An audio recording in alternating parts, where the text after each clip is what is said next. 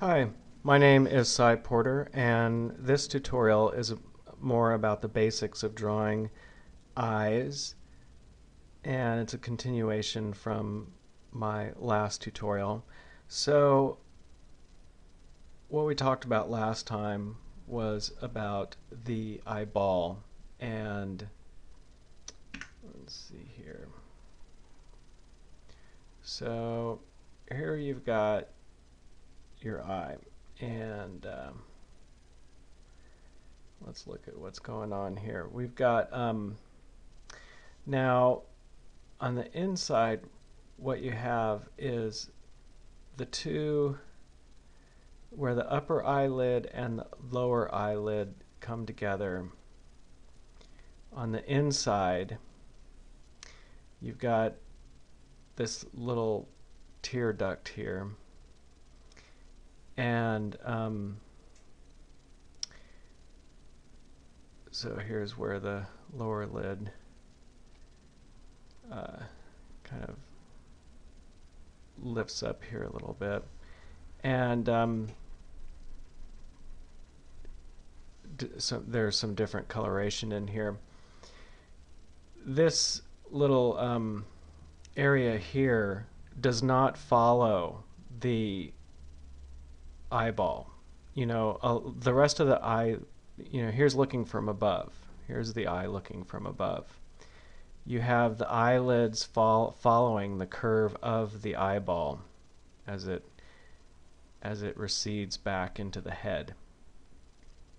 This little area here, it does not follow that. It actually follows the bridge of the nose. So here's the bridge of the nose looking from above. So you have this little tear catcher down here lifts off from the curvature that the eyelids are following and goes along the nose. Now, this effect is subtle, but when you're drawing faces from different angles, it does determine how you're going to draw this. If you're looking at a face from head on, you're not going to draw this showing as much, whereas if you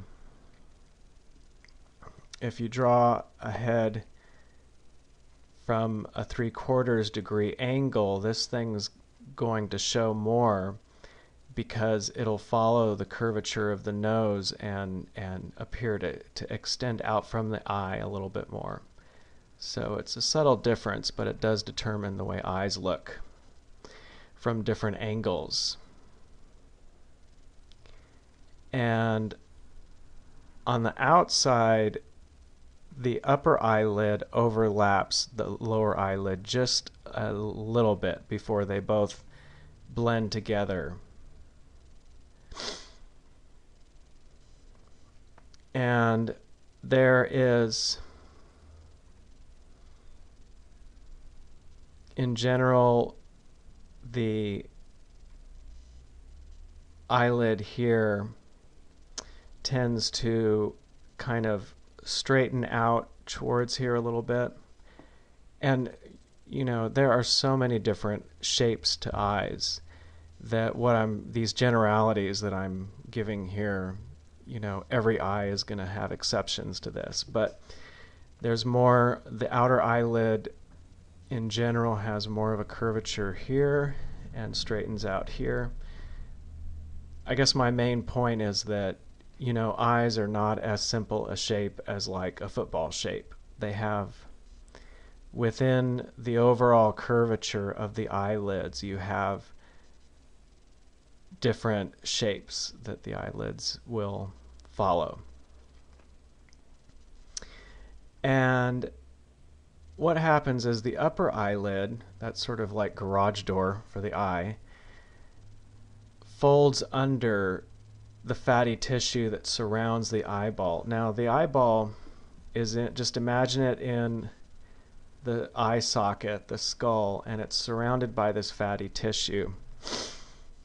And for younger and healthier faces, this is an ample fatty tissue that makes the eye flush with the rest of the face. In older and sickly faces, a lot of the times there isn't as much of that fatty tissue, so the eyeball will sink back in the eye.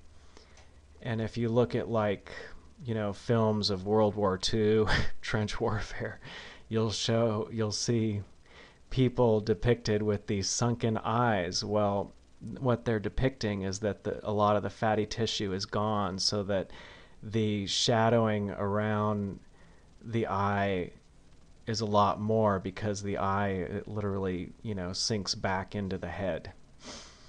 But when there's a lot of fatty tissue, the upper eyelid will fold under the fatty tissue that will come over it. And a lot of times that fatty tissue will even overlap, sometimes down, eclipsing the eyelid itself. So a lot of times there's a definite line here where the eyelid goes under the fatty tissue.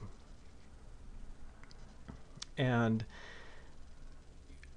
looking, the 3D curvature of the head, the